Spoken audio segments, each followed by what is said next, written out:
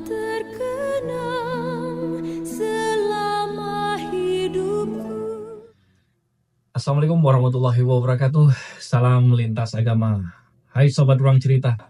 Kembali lagi bersama saya Robi di podcast yang selalu berusaha menyajikan kisah-kisah manusia dari sudut pandang yang dalam dan hangat.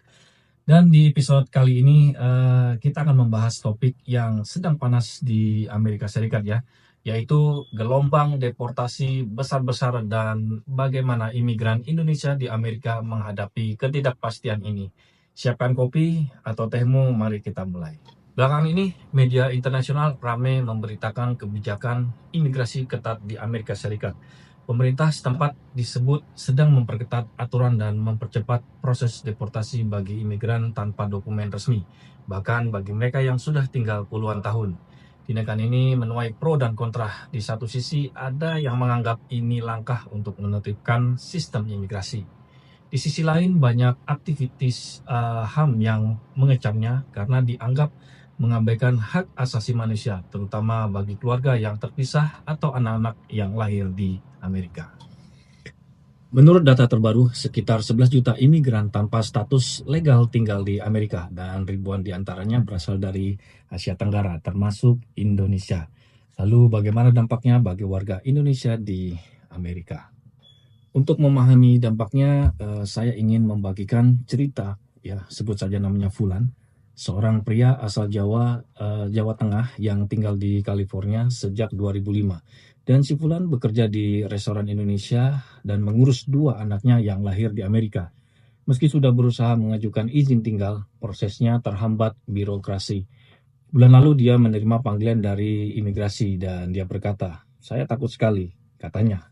"Kalau dideportasi, anak-anak saya yang masih kecil harus ikut ke Indonesia atau tinggal di Amerika tanpa ayah." Fulan bukan satu-satunya banyak imigran Indonesia yang datang dengan visa turis atau visa kerja, lalu memilih menetap karena situasi di tanah air, misalnya alasan ekonomi atau konflik keluarga. Namun, status imigrasi mereka terjebak ya karena proses hukum yang rumit. Sekarang mereka hidup dalam bayang-bayang rahasia imigrasi. Deportasi massal ini tidak hanya menyentuh aspek hukum, tapi juga merobek jaringan sosial ekonomi. Di kota-kota seperti Los Angeles atau New York, komunitas Indonesia mengandalkan bisnis kecil seperti restoran, layanan pengiriman uang, atau toko kelontong.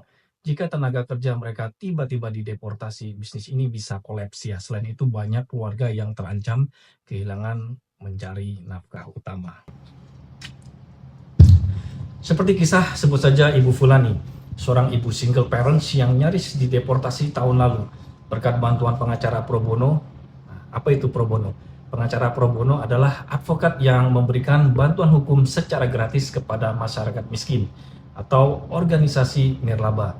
Istilah pro bono berasal dari bahasa Latin yang berarti for the public good atau untuk kebaikan publik. Orang yang tidak mampu membayar pengacara bisa meminta bantuan hukum pro bono ini atau bantuan hukum dari lembaga bantuan hukum LBH. Dan akhirnya si Ibu Fulani ini bisa mendapatkan perpanjangan izin tinggal sambil berkata dia sangat bersyukur, tapi masih banyak teman-teman yang belum seberuntung saya. Cerita ini mengingatkan kita bahwa imigrasi bukan sekedar angka atau kebijakan. Ini tentang manusia dengan mimpi, keluarga, dan perjuangan.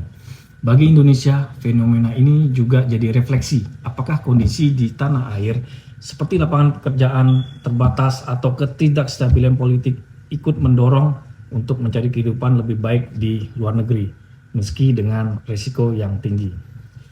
Di sisi lain, kita perlu apresiasi upaya diplomasi pemerintah Indonesia yang sedang memperjuangkan perlindungan warga negara Indonesia melalui jalur hukum dan negosiasi bilateral, tapi jalan masih panjang. Sebelum kita tutup, mari kita renungkan. Setiap kebijakan punya konsekuensi manusiawi. Bagi sobat ruang cerita yang punya keluarga atau kenalan di Amerika, mungkin ini saatnya untuk lebih peduli dan memberi dukungan moral.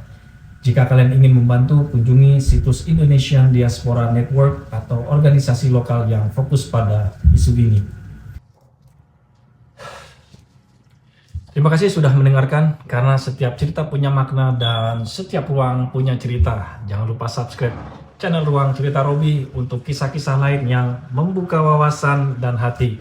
Sampai jumpa di episode berikutnya. Salam hangat dan tetap semangat berbagi cerita. Wassalamualaikum warahmatullahi wabarakatuh.